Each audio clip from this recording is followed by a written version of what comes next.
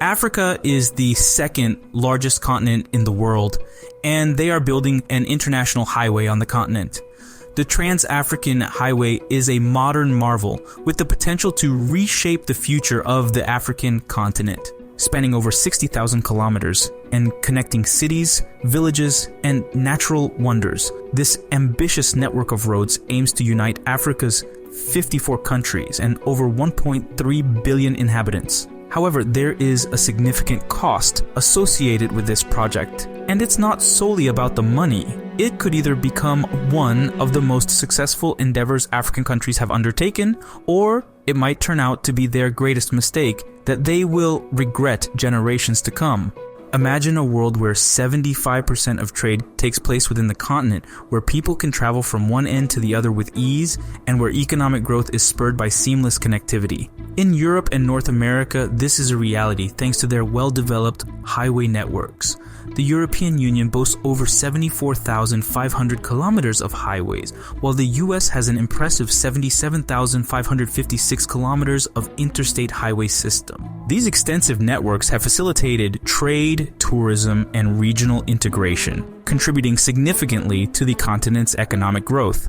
For instance, intra-European trade accounts for approximately 75% of the EU's total trade, while intra-North American trade, primarily between the US, Canada, and Mexico, accounts for around 50%. In stark contrast, Africa lags behind when it comes to highway connectivity. The African continent is vast and home to diverse landscapes and over 1.3 billion people. Yet intra-African trade accounts for a mere 15% of the continent's total trade, and there is no extensive trans-African highways. The lack of well-developed road networks in Africa hinders the movement of goods, services, and people, limiting economic growth and regional integration. The importance of highways cannot be overstated. Highways are important for many reasons. They connect large metropolises and rural communities across the country, making travel easier and more expedient for work, play, or transporting goods. They also contribute to the economic and social development of a country by linking producers to markets, workers to jobs, students to schools, and the sick to hospitals. They also enable access to emergency services, education, healthcare, and other essential services for people living in remote areas. Highways are the arteries through which the economy pulses. Africa, with its rich history, diverse cultures, and incredible natural resources, deserves to experience the benefits of a well-connected continent. Africa's colossal size is simply mind-boggling. It can fit 7 European Unions or 3 United States within its boundaries. This immense landmass teems with untapped potential, and this Trans-African Highway project is very promising. The Trans-African Highway project is not new, and it has been in the works for decades. The idea dates back to the 1960s when African leaders started envisioning an integrated transportation system that would link the entire continent. Over the years, the project has faced numerous setbacks, including funding, political instability, and conflicts. Today, the project is gaining momentum, and there are tangible signs of progress. The Trans-African Highway project is massive, and it involves constructing over 60,000 kilometers of road networks, bridges, and tunnels linking every corner of the continent. To put that into perspective, that's roughly 1.5 times the Earth's circumference. The highway is divided into 8 corridors, each running from north to south or east to west and crisscrossing the continent. The corridors are designed to facilitate regional integration and trade, linking countries with similar economic interests and natural resources. The TH will link 54 African countries, making it the most extensive highway network in the world, surpassing even the Pan American Highway, which connects 14 countries in the Americas, which we talked about in the video about how deadly the Darien Gap actually is. You can check it out later here. One of the primary objectives of the Trans-African Highway project is to promote trade and economic growth among African countries. Currently, intra-African trade accounts for only 15% of the continent's total trade, while trade with external partners accounts for the remaining 85%. The Trans-African Highway aims to change this by providing a reliable and efficient transportation system that will facilitate the movement of goods and services within the continent. By doing so, the project will reduce the cost of doing business in Africa, increase intra-African trade volumes by at least 50%, and promote economic growth. The African Development Bank estimates that the project will cost over $300 billion, which is a significant amount of money. Additionally, the project requires extensive planning, coordination, and collaboration among African countries, which 7 of them are at war with each other. Political instability and conflicts in some parts of the continent also pose a significant risk to the project's success.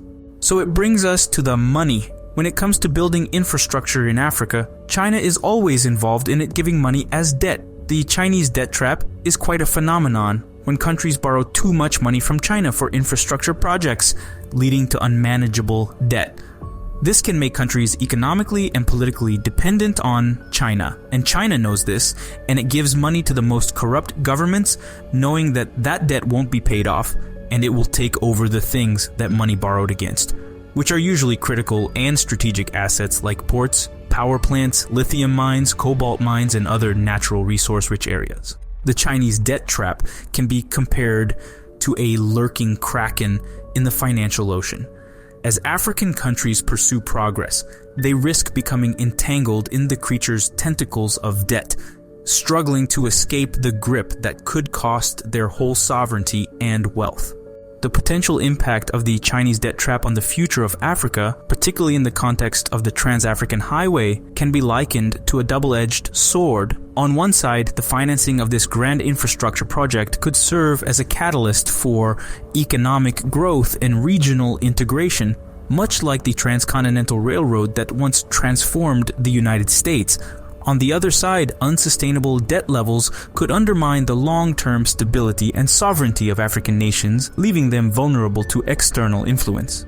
The case of Sri Lanka offers a cautionary tale for African countries seeking Chinese financing. The construction of the Hambantota port, funded by Chinese loans, ultimately led Sri Lanka to cede control of the port to China on a 99-year lease after failing to repay its debts. This real-life example illustrates the potential consequences of unsustainable borrowing and the risk of losing control over strategic assets.